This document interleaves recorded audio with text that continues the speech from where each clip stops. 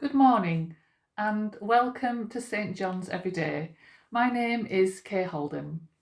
We continue with our theme of resurrection, and we've been looking at verses that focus on people who met with Jesus after he had risen from the dead. On Sunday, we heard the story of Jesus meeting with two disciples on the road to Emmaus. And we've heard more about this in the past 2 days. And now we read this from Luke 24, verses 28 and 29. As they approached the village to which they were going, he, that is Jesus, continued on as if he was going further. But they urged him strongly, "Stay with us, for it's nearly evening. The day is almost over." So he went in to stay with them. So these three people, they've been walking together maybe for 7 miles from Jerusalem to Emmaus, and the two disciples have been explaining all that had happened in Jerusalem to Jesus.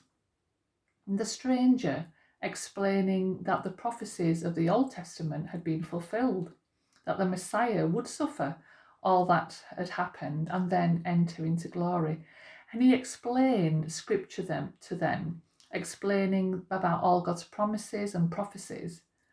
And they must have been surprised by his knowledge and engrossed in all that he was saying.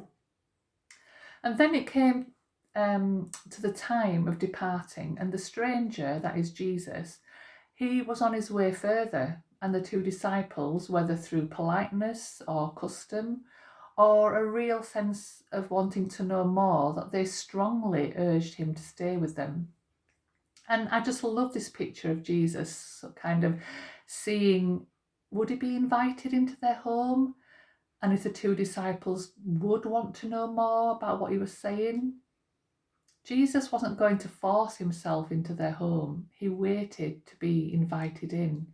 And this reminded me of the words in the book of Revelation, book of Revelation in the Bible, chapter 3, verse 20. And it says this: "Here I am. I stand at the door and knock. If anyone hears my voice and opens the door, I will come in and eat with that person and they with me." And Jesus doesn't force himself into our lives.